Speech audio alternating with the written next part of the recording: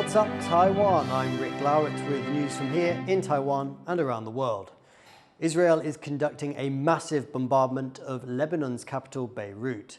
Buildings have been flattened and at least 6 people have been reported dead. Escalation between Israel and the militant group Hezbollah is raising concerns of all-out war in the Middle East. Plumes of smoke rise over Lebanon's capital, Beirut, as Israeli missiles rain down. The most intense bombardment here in nearly 20 years. طلع الثاني الثالث الرابع خامس 10 أصوات ورا بعض. أنا مرتي وابني كانوا برات البيت فخفت طبيعي يعني. Israel says it is targeting the headquarters and weapons stores of Islamist militant group Hezbollah. It's promised to dismantle the group. Hezbollah exploits and endangers Lebanese civilians, using them as a human shield for its weapons. We will not allow such a threat to be directed at Israeli civilians, global shipping routes, and vital facilities which any other sovereign state would never permit. Hezbollah denies that there are any weapons in the buildings targeted by Israel, and this latest bombing campaign will push up a death toll here that is already in the hundreds in the last week. Tens of thousands have been displaced. There is an Israeli aggression against Lebanon of unprecedented magnitude, and this aggression is in full swing. The attacking military of the occupying power is using its superior air power and its state-of-the-art military technology to commit war crimes and crimes against humanity on a daily basis. Hezbollah, backed by Iran and with links to Hamas in Gaza, also launched several rockets into northern Israel overnight. Clashes with Hezbollah have been increasing alongside Israel's war against Hamas in Gaza, but escalation this week has put the Middle East on the precipice of all-out war, with Israel resisting international calls for a ceasefire. War in Lebanon could lead to further escalation involving outside powers. I fully support the proposal for a temporary ceasefire, allowing for the delivery of humanitarian relief and paving the way for the resumption of serious negotiations for a durable peace across the blue line. We need this ceasefire now. We cannot afford endless negotiations as we have on Gaza. We must avoid a regional war at all costs. It's been nearly a year since a brazen attack on Israel by Hamas plunged this volatile region into a fresh round of violence. Israel's military response in Gaza has left more than 40,000 Palestinians dead, according to health authorities there. And this latest dramatic escalation across Israel's northern border puts peace in the region even further out of reach. Scott Huang and Rik Glauert for TaiwanPlus. Protesters calling for Taiwan's admission to the UN have taken to New York's East River on a barge, waving flags, shouting slogans and raising awareness. The protest comes as the UN General Assembly holds its annual meetings at its headquarters nearby. Taiwan has had no voice at the UN since 1971. China claims Taiwan and continues to block efforts to have the country admitted. Annual pro-Taiwan protests in New York this year also include a march and an ad in Times Square.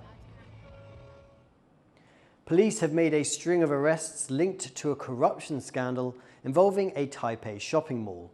Prosecutors believe city officials, possibly including then Mayor Ko Wen-je, made a corrupt deal allowing the mall to vastly expand its floor area.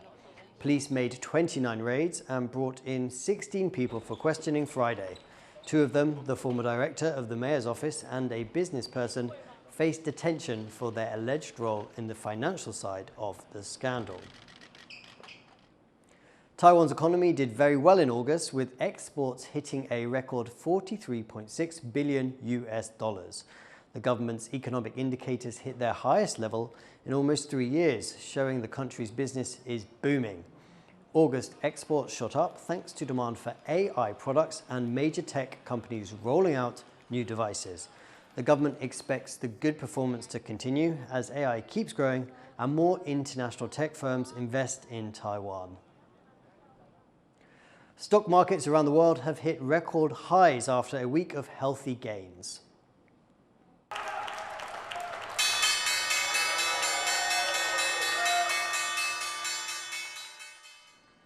US, European and Chinese indexes surged throughout the week, with the US Dow Jones hitting a record high on Friday and the S&P 500 doing so the day before.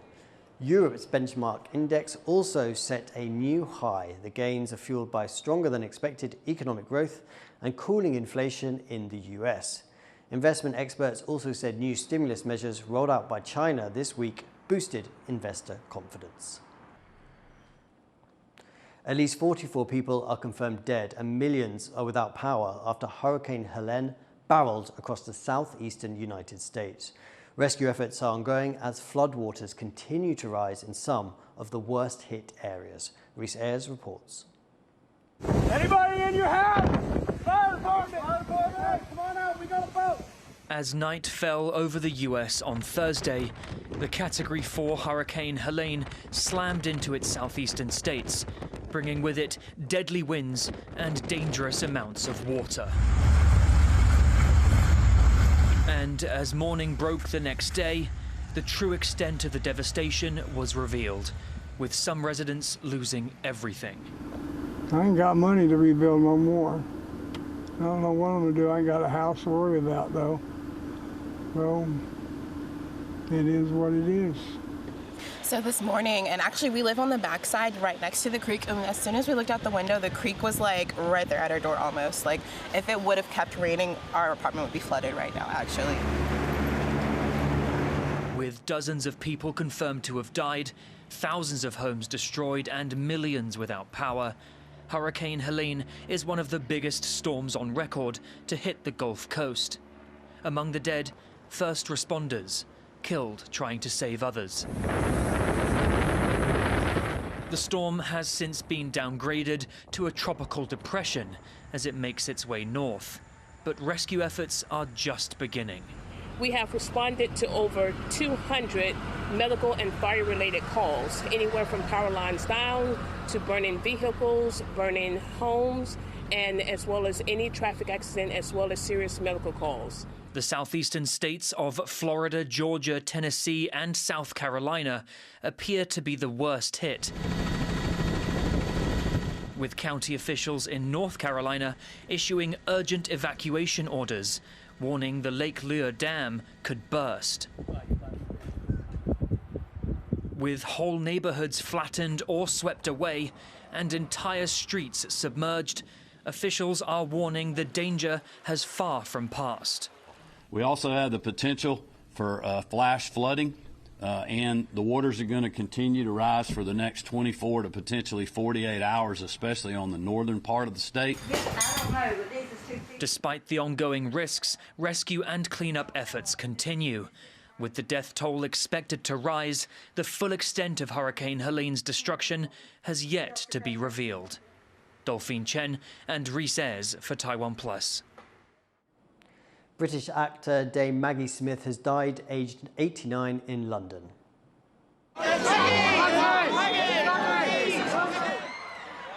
Her family says she died peacefully in hospital. A formidable presence on stage and screen, Smith won dozens of acting awards across an 8-decade career, including 2 Oscars. She was best known to modern audiences for her roles as the stern Professor McGonagall in the Harry Potter movies and the sharp-tongued Violet Crawley in Downton Abbey. King Charles paid tribute to Smith as a national treasure, with Harry Potter co-star Miriam Margolyes describing her as the best of the best. The Environment Ministry is taking control of an energy source that's been growing in popularity, but that could harm air quality. John Van Trieste reports. This is a boom time for fuels made from landfill waste in Taiwan. These so-called solid recovered fuels, or SRFs, are an alternative to coal, and they're made of waste that would otherwise end up in the dump. In just 5 years, domestic use has quadrupled, and the number of companies in the SRF market has jumped from 8 to 66.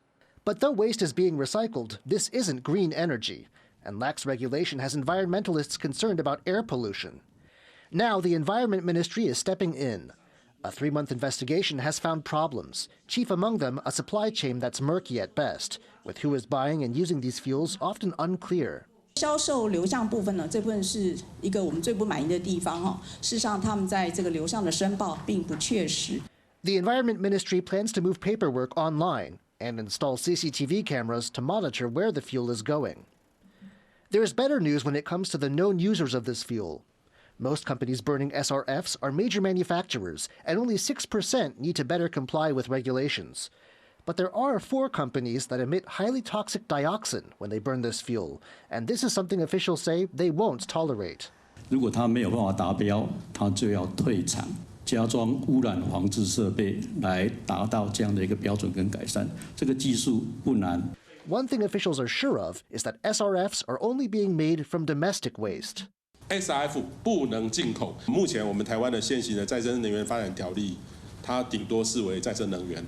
There are signs the SRF boom could be slowing, with 14 companies planning to get out of the market. And stricter standards for incinerators that may be announced by the end of the year could cool things down further. But the Environment Ministry believes properly regulating the market is key to making sure Taiwan gets only the benefits from this newly popular source of fuel. Joseph Wu and John Van Trieste for TaiwanPlus. President Lai Ching-te has met with the winners of an award given to outstanding people who've overcome serious challenges in life. This year's winners of the Fervent Global Love of Lives Awards include an architect who's built boat schools for children impacted by climate change, a reporter who stood up to authoritarian governments, and an artist living with a rare disease. The awards, now in their 27th year, are organised by the Cho Ta Kwan Cultural and Educational Foundation. President Lai congratulated the 24 winners, chosen from over 3,000 candidates. 我要再次恭喜各位得主，也再次感谢周大观基金会的付出。我期盼未来我们一起努力，让温暖正向的力量持续传递到世界上各个角落，帮助并鼓舞更多人，共同创造更美好的未来。 Discussions of dementia often overlook the younger people affected by the condition. But as John Van Trieste reports, about 14,000 young people in the country have younger-onset dementia, sparking debate over how best to help them. There's more to this cafe than meets the eye. Here, the servers all have dementia. But these are not the faces of dementia most customers are used to seeing as the population ages. These servers are all aged between 30 and 64. An International Alzheimer's Foundation says the odds of getting dementia in this younger age bracket are just 1 in 1,000, which in Taiwan has translated to about 14,000 people of working age with the condition, a possible financial disaster for those in their prime earning years. As awareness of younger or early-onset dementia grows, so does discussion about how to help people who develop the condition. Some stress early detection and intervention, and there are care resources for those who need it, regardless of age. Cities like Taipei, where around 40,000 people live with dementia, are especially well equipped. 希望能够早期诊断、早期治疗，所以初筛很重要。初筛确诊，然后到就医，到资源的一个连结。所以我们台北市这边，我们有11个失智共照中心。 But many people living with dementia are still able to do some form of work to help support themselves. And one NGO in particular wants to help patients who are able to get back into the workforce. 如果没有一个足够友善的职场的支持环境的时候，他其实多半他会面临到提早退休、被迫离职等等相关的一些情况。那这影响的可能是家庭里面的经济，然后还有甚至是就是结构，然后是子女的教养。 There are calls for a law to address the needs of people living with dementia, including these younger patients. But for now, local officials and NGOs are finding ways to at least ease the social impact of this debilitating condition. Ryan Wu and John Van Trieste for TaiwanPlus. Thank you for joining us this afternoon. Be sure to visit the TaiwanPlus website or follow our social media for more stories from Taiwan and around the world. Finally, Ethiopia's Orthodox Church is marking the festival it calls Meskel. Here's how they celebrated. I'm Rik Glauert, take care, and we will see you next time.